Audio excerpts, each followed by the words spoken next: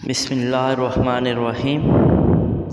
داستان ایمان فروشوں کی تذکرہ سلطان صلاح الدین ایوبی، قسط نمبر 3۔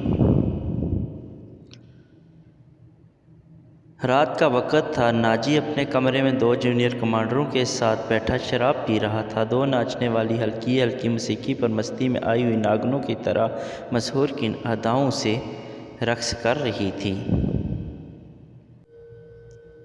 ان کے پاؤں میں گھنگرو نہیں تھے، ان کے جسم پر کپڑے صرف اس قدر تھے کہ ان کے سطر ڈھکے ہوئے تھے۔ اس رقص میں خمار کا تاثر تھا۔ دروان اندر آیا اور ناجی کے کان میں کچھ کہا۔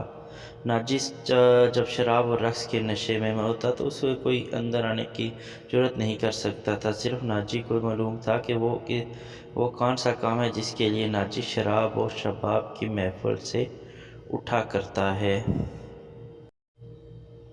ورنہ وہ اندر آنے کی جرأت نہیں کرتا تھا۔ اس کی بات سنتے ہی ناجی باہر نکل گیا۔ وہاں سوڈانی لباس میں ملبوس ایک ہڈیر عمر کا آدمی تھا۔ اس کے ساتھ ایک نوجوان لڑکی تھی۔ ناجی کو دیکھ کر وہ اٹھی۔ ناجی اس کے چہرے کی دلکش حرکات دیکھ کر ٹھٹک گیا۔ وہ عورتوں کا شکاری تھا۔ اسے عورتیں صرف عیاشی کے لیے درکار نہیں تھیں، ان سے وہ اور بھی کئی کام لیا کرتا تھا، جن میں سے ایک یہ تھا کہ وہ ان میں سے بہت ہی خوبصورت تیار لڑکیوں کے ذریعے بڑے بڑے افسروں کو اپنی مٹھی میں رکھتا تھا۔ ایک کام یہ بھی کہ وہ انہیں امیروں اور حکمرانوں کو بلیک میل کرنے کے لیے استعمال کیا کرتا تھا، اور ساتھ ہی ان سے جاسوسی بھی کروایا کرتا تھا۔ جس طرح قصاب جانور کو دیکھ کر بتاتا ہے کہ اس کا کتنا گوشت ہے، اس طرح ناجی بھی لڑکی کو دیکھ کر بتاتا تھا کہ لڑکی کس کام کے لیے موزوں ہے۔ لڑکیوں کے بیپاری اور بردار فروش اکثر مال ناجی کے پاس ہی لایا کرتے تھے۔ یہ آدمی بھی ایسے ہی بیپاریوں میں سے لگتا تھا۔ لڑکی کے متعلق اس نے بتایا کہ لڑکی تجربہ کار ہے، ناچ بھی سکتی ہے اور پتھر کو زبان کے میٹھے پن کی وجہ سے پانی میں تبدیل کر سکتی ہے۔ ناجی نے اس کا تفصیلی انٹرویو لیا اور وہ اس فن کا ماہر تھا۔ اس نے رائے قائم کی کہ جس لڑکی کے لیے وہ اس لڑکی کو تیار کر رہا ہے، تھوڑی سی ٹریننگ کے بعد یہ لڑکی اس کے کام کے لیے موزوں ہوگی۔ بیپاری قیمت وصول کر کے چلا گیا۔ ناجی اس لڑکی کو اپنے کمرے میں لے کر چلا گیا، جہاں اس کے ساتھی رقص اور شراب سے دل بہلا رہے تھے۔ اس نے لڑکی کو ناچنے کے لیے کہا، اور جب لڑکی نے اپنا جگہ اتار کر اپنے جسم کو 2 بل دیے تو ناجی اور اس کے ساتھی تڑپ اٹھے۔ پہلے ناچنے والیوں کے رنگ پیلے پڑ گئے، کیونکہ ان کی قیمت صرف کم ہو گئی تھی۔ ناجی نے اس وقت محفل برخاست کر دی اور لڑکی کو پاس بٹھا کر سب کو باہر نکال دیا۔ لڑکی سے نام پوچھا تو اس نے اپنا نام سکوئی بتایا۔ سکوئی، تم کو یہاں لانے والے نے بتایا کہ تم پتھر کو پانی میں تبدیل کر سکتی ہو۔ میں تمہارا یہ کمال دیکھنا چاہتا ہوں۔ وہ پتھر کون ہے؟ سکوئی نے سوال کیا۔ نیا امیر مصر، ناجی نے کہا۔ وہ سالار اعظم بھی ہے۔ سلطان صلاح الدین ایوبی سکوئی سے پوچھا۔ ہاں، اگر تم اس کو پانی میں تبدیل کر دو تو میں اس کے وزن جتنا سونا تمہارے قدموں میں رکھ دوں گا۔ وہ شراب تو پیتا ہوگا؟ سکوئی نے سوال پوچھا۔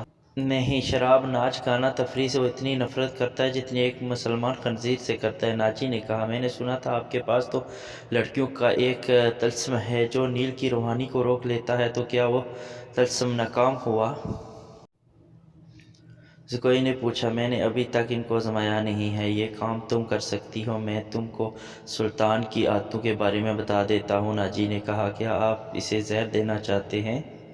سکوئی نے پوچھا۔ ابھی نہیں، میرے اس کے ساتھ کوئی دشمنی نہیں ہے، بس یہ چاہتا ہوں کہ وہ ایک بار کسی تم جیسی لڑکی کے جال میں پھنس جائے، پھر میں اسے اپنے پاس بٹھا کر شراب پلا سکوں۔ اگر اس کو قتل کرنے کا مقصود تھا تو میں یہ کام پہلے سے اور آسانی کے ساتھ کر سکتا تھا، ناجی نے جواب دیا۔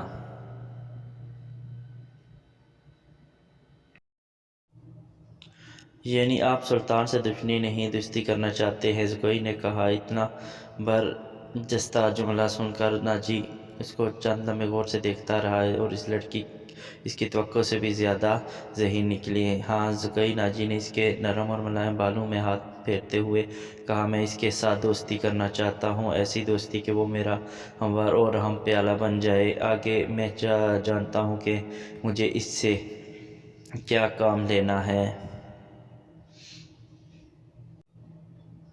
नाजी ने कहा और ज़रा सोच कर बोला, लेकिन मैं तुम्हें ये बता दूं कि एक जादू सुल्तान के हाथों में भी है। अगर तुम्हारे हुस्न पर उसके हाथ का जादू चल गया तो मैं तुम्हें ज़िंदा नहीं छोड़ूंगा। अगर तुमने मुझे धोखा दिया तो तुम एक दिन से ज़्यादा नहीं रह सकोगी। सुल्तान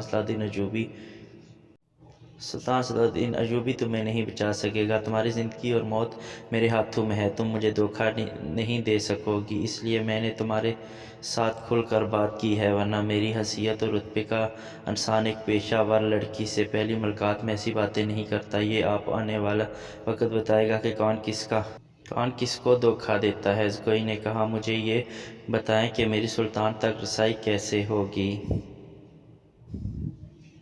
मैं इसे एक जश्न में बुला रहा हूँ, नाजी ने कहा, और इसी रात मैं आपको इसके खेमे में दाखिल करूँगा।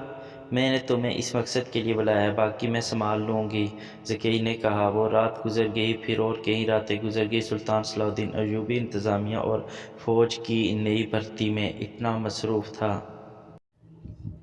कि नाजी की दावत कबूल करने का वक़्त नहीं निकाल सका। अली बिन सुफियान ने सुल्तान सलाहुद्दीन अयूबी को नाजी के मुतल्लिक़ जो रिपोर्ट दी थी, इसने सुल्तान को परेशान कर दिया था। सुल्तान ने अली से कहा, इसका मतलब है कि नाजी सलेबियों से भी ज़्यादा ख़तरनाक है। ये एक सांप है जिसे मिस्र की अमारात आस्तीनें और पाल रही हैं।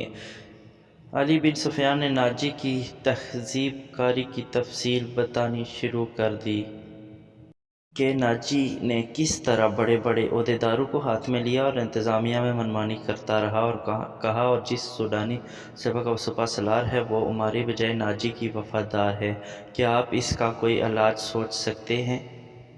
सोच ही नहीं सकता। इलाज शुरू भी कर चुका हूँ। मिस्र ने जो सिपाह भर्ती किए जा रहे हैं वो सूडानी बॉडीगार्ड में गड़मिट कर दूंगा, और फिर ये फ़ौज ना सूडानी होगी और ना ही मिस्री। नाजी की ये ताकत बिखर कर हमारी फ़ौज में जज्ब हो जाएगी। नाजी को मैं इसके असल ठिकाने पर ले आऊँगा, सुल्तान सलाहुद्दीन अयूबी ने कहा। और मैं ये वसौक से कह सकता हूँ कि नाजी ने सलेबियों के साथ भी गठजोड़ रखा है। अली बिन सुफियान ने कहा, आप मिलत इस्लामिया को एक मजबूत मरकज़ पर ला कर इस्लाम को वसीयत देना चाहते हैं, मगर नाजी आपके ख्वाबों को दीवाने का ख्वाब बना रहा है। तुम इस सिलसिले में क्या कर रहे हो? सुल्तान सलाहुद्दीन अयूबी ने कहा, ये मुझ पर छोड़ दें। अली ने कहा, मैं जो करूँगा वो आपको साथ साथ बताता रहूँगा। आप मतमईन रहें। मैंने इसके गिर्द जासूसों की ऐसी दीवार चुन दी है जिसकी आंखें भी हैं और कान भी हैं, और ये दीवार मुतहरिक है। यूँ समझ लें कि मैंने इसको अपने जासूसी के किले में कैद कर लिया है। किस्त नंबर 3 का इख्तिताम हुआ। मिलते हैं अगली वीडियो में। अगर हमारे चैनल पर नए हैं तो चैनल को सब्सक्राइब कीजिए, बेल के आइकन को लाजमी प्रेस कीजिए। मिलते हैं अगली वीडियो में। अल्लाह हाफ़िज़।